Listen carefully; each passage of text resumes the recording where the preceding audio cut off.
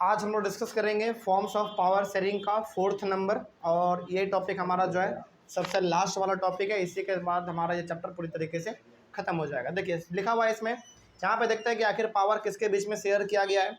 लिखा हुआ है power is shared among different political parties, pressure groups and movements. अब यहाँ पे पावर जो है हमारे इंडिया में खास करके पॉलिटिकल पार्टी में भी पावर शेयर किया गया है, प्रेशर ग्रुप को भी पावर दिया गया है और मूवमेंट को भी पावर दिया गया है। इसका मतलब समझिए आप एक एक करके।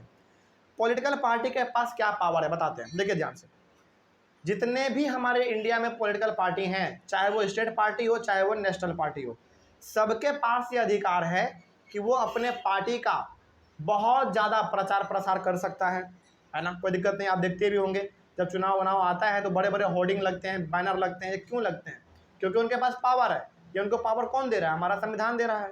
मतलब कि पॉलिटिकल पार्टी के पास ये पावर है कि वो जहाँ चाहे वहाँ मीटिंग कर सकता है, ठीक है। लेकिन हाँ, ये सब चीज़ वो शांतिपूर्ण तरीके से करेंगे, है ना। ऐसा नहीं कि वहीं पे दंगा फसाद करवा दिए, आदमी का जान चला गया, बम फोड़ दिया गया। इस प्रकार से यदि कहीं पे हो रहा है तो फिर राइट छीन भी लिया जाता है कुछ समय के लिए, ठीक है। तो यहाँ पे पॉलिटिकल पार्टी के पास ये पावर है कि वो जहाँ पे मीटिंग करना चाहे कर सकता है, जितना बड़ा मीटिंग करना चाहे वो कर सकता है, जहाँ पे होर्डिंग लगाना चाहे वो होर्डिंग लगा सकता है, लेकिन सब चीज़ शांतिपूर्ण तरीके से। ये इसलिए अच्छा ये सारा काम पॉलिटिकल पार्टी क्यों कर पा रहा है? क्योंकि इनके पास पावर है, इनको पावर दिया गया है ना। और दूसरा है हमारा प्रेशर ग्रुप। प्रेशर ग्रुप क्या होता है ज़रा समझिएगा ध्यान से।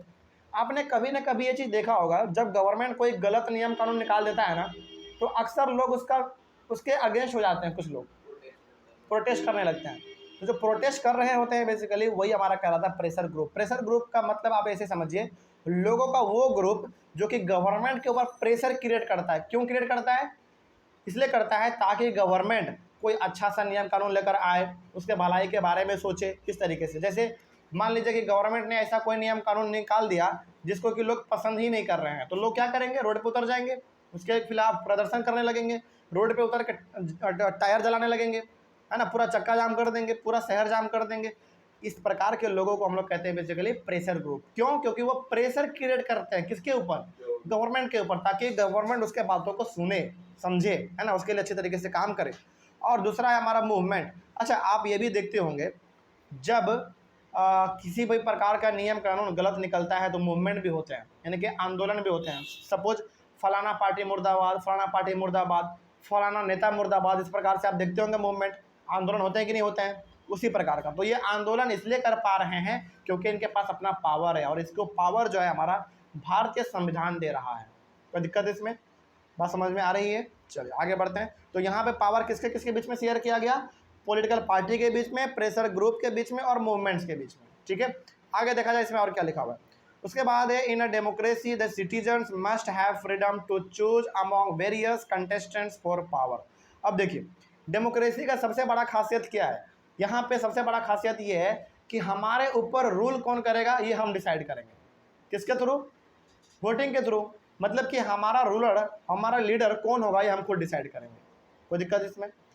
तो ये सबसे बड़ा एक बेनिफिट है डेमोक्रेसी का। तो डेमोक्रेसी में सिटीजन्स के पास ये आज़ादी होता है और होना भी चाहिए कि वो अपने लीडर को खुद चुन सके, यानी कि उसके ऊपर रूल कौन करेगा वो खुद डिसाइड करेगा। कोई दिक्कत इसमें? चलिए आगे बढ़ते हैं फिर। अच्छा, जैसे जब चुनाव होता है हमारे भारत में, चाहे वो लोकल गवर्नमेंट का हो, स्टेट गवर्नमेंट का हो या फिर नेशनल गवर्नमेंट का हो, यानी कि सेंट्रल गवर्नमेंट का हो, तो आप देखते हैं कि अलग अलग प्रकार के लीडर चुनाव में खड़े होते हैं, लेकिन किसी एक को ही हम लोग चुनते हैं ना। तो किसी एक को हम वोट दे रहे हैं तो ये हमको पावर दिया है किसने? संविधान ने दिया हमको पावर कि भाई आप किसी एक ही आदमी को वोट दे सकते हो, है कि नहीं? हर किसी को नहीं। इसीलिए कहा जाता है ना, one man one vote one value, है कि नहीं? आगे बढ़ते हैं। उसके बाद देखिए this takes the form of competition among different parties. अच्छा, इसी के वजह से क्या होता है? कंपटीशन बढ़ जाता है किसके बीच में?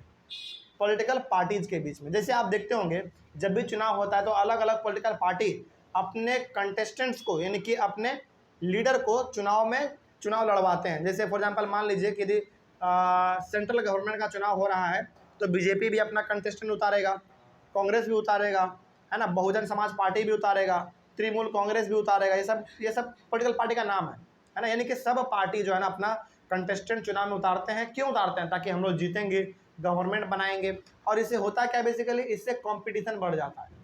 क्या होता है, कंपटीशन बढ़ जाता है। और चूंकि आपको मालूम है कोई तो एक ही जीतेगा, जितना तो किसी एक को ही है, लेकिन हाँ चुनाव में खड़ा होने का अधिकार सबके पास है, लेकिन जीतेगा कोई एक ही। आगे देखो, such competition ensures that power does not remain in one hand. और डेमोक्रेसी का सबसे बड़ा खासियत यहाँ पे ये है ना कि कभी भी पावर जो है ना एक हाथ में नहीं रहता है। जैसे सपोज कीजिए कि अभी हम लोग 2023 में है ना, तो 2023 में है तो सेंट्रल गवर्नमेंट में गवर्नमेंट किसका है, बीजेपी का है। तो क्या बीजेपी ही हमेशा गवर्नमेंट में रहेगी, नहीं, बिल्कुल भी नहीं रहेगी। इसका मतलब ये हो गया कि पावर हमेशा एक हाथ में नहीं रहता है, वो बार बार चेंज होता रहता है। और ये सबसे बड़ा बेनिफिट है डेमोक्रेसी का, कोई दिक्कत इसमें, यानी कि यहाँ पे पावर बार बार चेंज होता रहता है। आगे देखा जाए, power is shared among different political parties that represent different ideologies and social groups. अच्छा, आपने ये भी सुना होगा कि अलग अलग पॉलिटिकल पार्टी का अपना अलग अलग आइडियोलॉजी होता है। मतलब कि कोई पॉलिटिकल पार्टी ये कहता है कि हमको वोट दो, हमको वोट दो, हम ये काम कर देंगे, हमको वोट दो, हम वो काम कर देंगे। इसका मतलब यहाँ पे ये हो गया कि हर एक पॉलिटिकल पार्टी का अपना विचारधारा क्या है, अलग अलग है। कोई दिक्कत इसमें, बात समझ में आ रही है? तो यही चीज़ हमारा, और ये बेसिकली क्यों हो पाता है, ये इसलिए हो पा रहा है क्योंकि हमारे इंडियन कॉन्स्टिट्यूशन इसको पावर देते हैं कि भाई आपको, आप चूंकि पॉलिटिकल पार्टी हो तो आपके पास पावर है कि आप लोगों के पास जाओ, उससे मिलो, वोट लो, आप चुनाव जीतोगे तो आप अपना गवर्नमेंट बनाओ, है ना, इस तरीके से। तो अलग अलग पॉलिटिकल पार्टी का अपना अलग अलग विचारधारा होता है, अलग अलग आइडियोलॉजी होता है, और उसी पे वो काम करते हैं। ठीक है, आगे देखा जाए, in a democracy interest group such as traders, businessman, industrialist, farmers and industrial workers also have a share in governmental power either through participation in governmental committees or bringing influence on the decision making processes। ये बड़ा सा statement का मतलब क्या हुआ sir, बताइए जरा, सुनो जरा ध्यान से, यहाँ पे क्या बात लिखा गया है उसको ध्यान से समझिएगा। हमारे इंडिया में आपको मालूम है ट्रेडर होते हैं, बिजनेसमैन भी होते हैं, बड़े बड़े इंडस्ट्रियलिस्ट भी होते हैं, फार्मर भी होते हैं, इंडस्ट्री में काम करने वाले वर्कर भी होते हैं। तो इन सबके पास ये अधिकार है कि ये चाहे तो गवर्नमेंट में जाके पार्टिसिपेट करे, यानी कि चुनाव को लड़े, गवर्नमेंट का एक हिस्सा बन जाए, और ये भी अपने पावर को शो करे, यानी कि ये भी अपने लोगों के लिए काम करे। एक तरीका ये हो गया। दूसरा तरीका ये है कि ये बाहर से ही, यानी कि पॉलिटिकल पार्टी में ना शामिल होके, पावर में ना आके, बाहर से ही प्रोटेस्ट करके, धरना प्रदर्शन करके अपने बातों को मनवा सकता है। मतलब कि आम आदमी के पास भी ये अधिकार है कि वो चाहे तो गवर्नमेंट में जाके पार्टिसिपेट करे, पावर में आए और अपने लोगों के लिए काम करे। या फिर यदि वो गवर्नमेंट में नहीं आना चाहता है, पावर में नहीं आना चाहता है, तो उनके पास पावर है, उनके पास अधिकार है कि वो बाहर से ही गवर्नमेंट के खिलाफ प्रोटेस्ट करे, धरना प्रदर्शन करे, मुर्दाबाद का नारा लगाए, जिसके वजह से क्या कर पाएंगे, ये लोग अपने बातों को मनवा पाएंगे, है ना। तो जरूरी नहीं है कि अपने बातों को मनवाने के लिए गवर्नमेंट में ही आना पड़ेगा, नहीं, जरूरी नहीं है। अपने बातों को मनवाने के लिए आप प्रोटेस्ट भी कर सकते हैं, धरना भी कर सकते हैं, चक्का जाम भी कर सकते हैं, लेकिन हाँ शांतिपूर्ण तरीके से, कहीं पे भी कोई दंगा फसाद नहीं होना चाहिए। तो ये अधिकार हम इंडियन के पास है, कोई दिक्कत इसमें। चले, तो ये वाला टॉपिक के साथ हमारा ये चैप्टर पूरी तरीके से दी एंड होता है। कहीं पे भी किसी टॉपिक में कोई डाउट रहा आप लोगों को, नहीं ना? चलिए, तो ऑनलाइन वाले बच्चे, आपको किसी भी प्रकार का टॉपिक में डाउट रहा होगा तो आप एक बार कमेंट कर लीजिएगा।